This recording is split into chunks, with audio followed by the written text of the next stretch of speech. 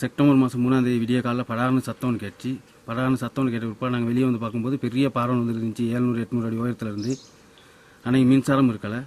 அதனால் நாங்கள் விடிய காலையில் நெஞ்சு வெள்ளனைக்கு போயிட்டு கிராம சேவருக்கு அறிவித்தோம். கிராம சேவர் வந்து பார்த்துட்டு என்ன செஞ்சார், எங்களை வீட்டில் இருக்க வேணால் நீங்கள் வெளியேறுங்கன்ட்டார். நாங்கள் வெளியேறிட்டோம். அதுக்கு பிற்பாடு நாங்கள் போயிட்டு அக்கரைப்பத்தனம் போலீஸ் நிலைய காவல் அதிகாரி சொன்ன பிற்பாடு அவர் சொன்னார், கிராம சேவர் சொல்லிட்டாருன்னா நீங்கள் அந்த வீட்டில் இருக்க வேணால் வெளியே போங்கன்ட்டு. நாங்களும் 2 மாத காலமும் ஒவ்வொரு உறவினர் வீட்டுகளில் தான் இருந்தோம். எங்களுக்கு இனி அப்படியும் இருக்கிறதுக்கு வழி இல்லை. அதனால் நாங்கள் வீட்டுக்கே வந்துட்டோம். இன்றைக்கி அது இல்லாமல் இன்னும் 8 குடும்பங்கள் இருக்குது.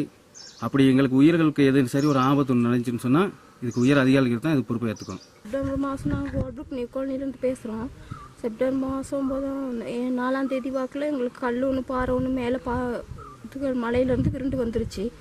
அது வந்து வீட்டுக்கு பாதிக்கிற அளவில் இருக்குது. அப்போ இன்னும் பாறைகள் இன்னும் வர இருக்குது.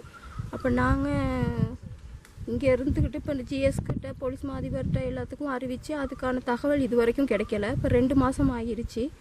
நாங்கள் பிள்ளைகளை வச்சுக்கிட்டு தனியாக தான் வீட்டில் இருக்கிறோம். இப்போ மழை காலமும் தொடங்கிருச்சு. இப்போ மழைகள் வந்தால் திரும்ப பாறைகள் வர்றதுக்கான அறிகுறி காணப்படுது. இப்போ அதுக்கான அது ஒரு நடவடிக்கையை எடுத்து தாரேன்னு சொல்லி இது வரைக்கும் எந்த அதிகாரிகளும் செஞ்சு கொடுக்கல. அப்போ நாங்கள் அது வரைக்கும் பிள்ளைகளை தனியாக வச்சுக்கிட்டு இருக்கிறதுக்கும் இங்கே பயமாக இருக்கும்.